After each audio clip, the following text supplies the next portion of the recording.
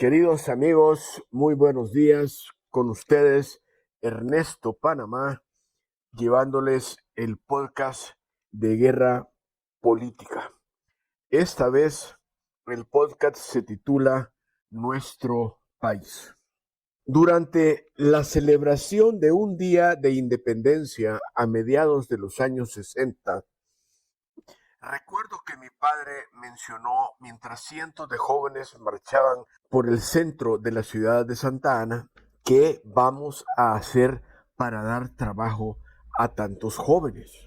Posteriormente fue alcalde de la ciudad y al descubrir la razón que impedía la industrialización de la ciudad, dio inicio a una campaña para bajar el costo de la energía eléctrica. Días después, recibe una llamada del presidente coronel Julio Rivera, quien le ordena detener la campaña que afecta a la empresa Clesa y a su propietario, don Tomás Regalado. Es evidente hoy que los gobiernos militares del pasado y el partido político PCN estaban al servicio de la oligarquía, al favorecer sus intereses por sobre el de miles de salvadoreños que se hubiesen beneficiado con el desarrollo industrial de Santa Ana. La tarifa de energía eléctrica cobrada entonces era la más alta de Centroamérica. Los gobiernos militares que rigieron El Salvador desde 1959 a 1979 obedecieron a los dueños de la finca al no designar fondos suficientes al sistema educativo, pues los dueños de la finca afirmaban que un pueblo educado no costearía los cultivos. Si no viviste esa época y no lees, desconoces del detrimento y creciente descontento que la sociedad salvadoreña sufría, situación que empeoraba con la propaganda de odio de clase, que desembocaba en represión, fraudes electorales, exilio de líderes, desapariciones y asesinatos, acciones ilegales avaladas por la embajada norteamericana y sus agencias. La alianza entre gobiernos norteamericanos y gobiernos militares en América Latina, iniciada a finales de los 50, inicia su fin en 1975. Las embajadas norteamericanas en 1975 empiezan a restringir ayuda a los gobiernos militares, acusándolos de violar los derechos humanos y los derrocan, pasando las embajadas a financiar a los grupos de masas y terroristas. Los perseguidos en la década de los 60 hoy son protegidos. Sometidas las naciones americanas a enfrentamientos armados, se establecen regímenes transitorios incapaces de evitar el deterioro económico de estos países. Avanza la guerra civil, las necesidades gubernamentales aumentan, su productividad ha bajado, por lo que se requieren más créditos, resultando estos condicionados y favorecen al sistema corporativo exterior y a la pérdida de soberanía nacional. A finales de los años 70, en Medio Oriente, el aliado es derrocado por violar los derechos humanos.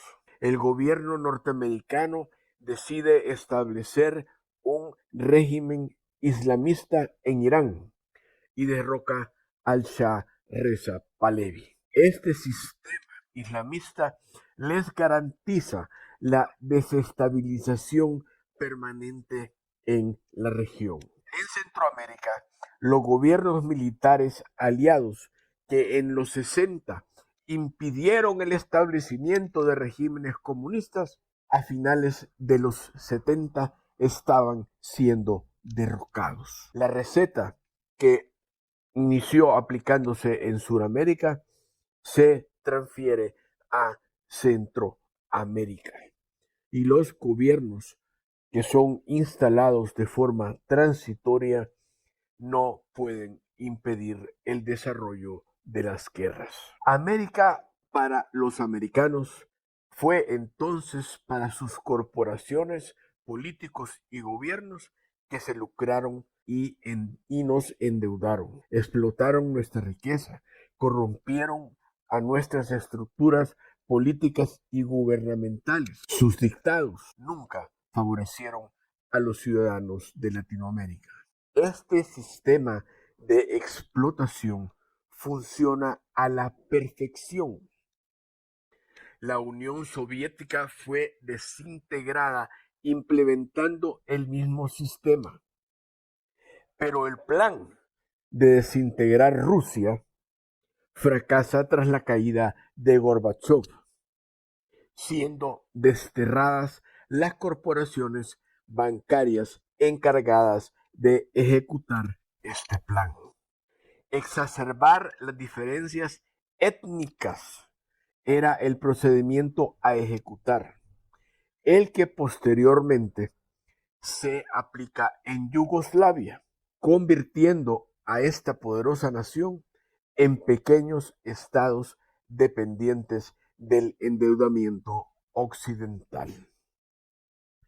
El malévolo plan para establecer el gobierno mundial este año está teniendo serios traspiés, hasta el punto que sus promotores lo han reconocido en el recién pasado Foro Económico Mundial de Davos.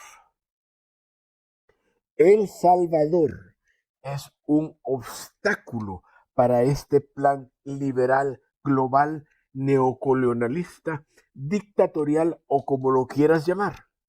Sí, esta gran nación lidera batallas en contra de este poderoso sistema dictatorial, aunque lo dudes. Los salvadoreños tomamos conciencia del daño que nos causó la polarización política. La ignoramos y juntos apostamos por la ruta más arriesgada, la de unidos forjar nuestro destino.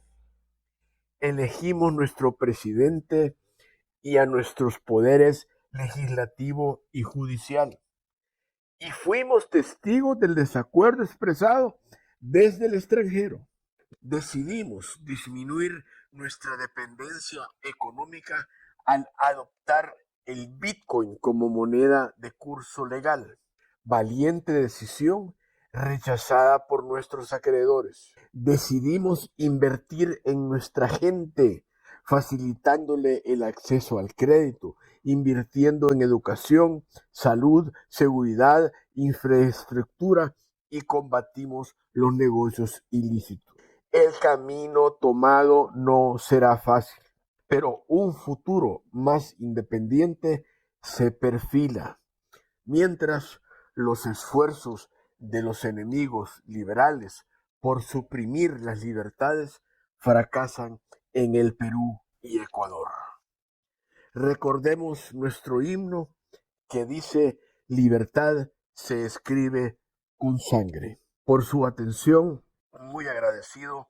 Espero con ustedes estar la próxima semana con la siguiente entrega del podcast de Guerra Política. Se despide de ustedes Ernesto Panamá.